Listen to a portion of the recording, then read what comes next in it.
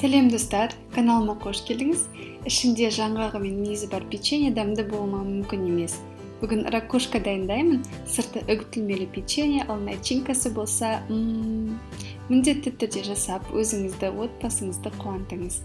Бастамас бұрын менің Instagram парақшама және YouTube каналыма әртүрлі ерекше рецептерді жіберіп алмас үшін жазылып қойыңыз.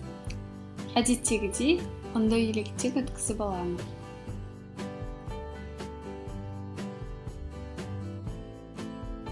Тоңазытқыштан салқын майды алып, ұнға аунатып отырып, үккіштің ірі жағынан өткіземін. Енді бір-бірімен жақсылап араласып, біркелкі ұнтақ болғанша ұнтақтаймын. Егер қаласаңыз, блендермен де жасауға болады, ол сіздің уақытыңызды үнемдейді. Тоңазытқыштан шыққан қаймақты салып, қамыр илеймін.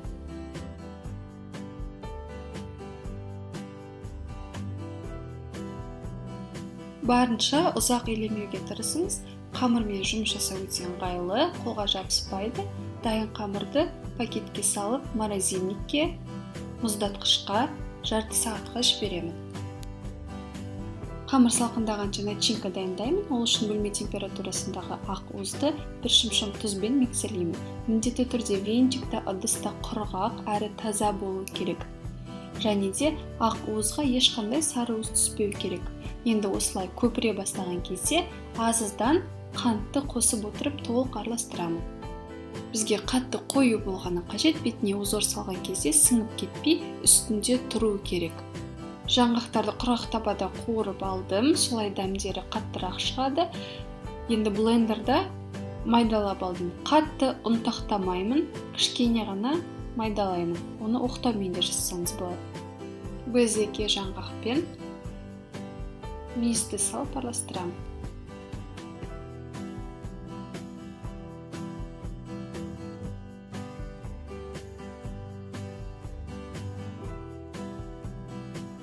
Жұмыс жасайтын орныма ұн сеуіп, мұздатқыштан әбден салқындаған қамырды алдым. Маған екі бөліп жұмыс істеген ыңғайлы, сондықтан жартысын алып холодильникке салып қойдым. Егер қамыр қатып қалған болса, міндетті түрде қолмен жұмсартып алу керек. Жаюға ыңғайы келгенде мүмкіндігінше ұнды өте аз қолданып, жұқа етіп жаямын. Домалақ формаға кесемін. Мен үйде бар чайниктің қақпағын пайдаландым, себебі кружкалар өте кішкентай болады. Бұны 2-3-ге бүктеген кезде начинкаға сыймай қалуы мүмкін. Начинканы домалақтың жартысына саламын, соны 2 бүктеп, жақсылап 2-3 қайтара өтіп, жандарын жабыстырамын. Ортасынан тағы бүктеп, ашық жерінен жоғары қарай жабыстырамын, бірақ толық до конца жабыстырмаймын. Сондықтан начинканы бір шай қасықтан артық қолданбағаныңыз жөн.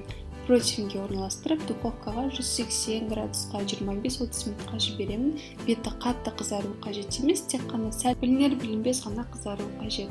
Ал беті ашылып ішінен начинкасы шығып кеткен печеньелер үшін уайымдамаңыз, олар дастарханнан бірінші желінеді. Қант ұнтағына шомылдырып алып ұсыныңыз. Видеоны лайк басып, комментарий қалдырыңыз. Маған сеніп, менімен бірге болғандарыңызға рахмет.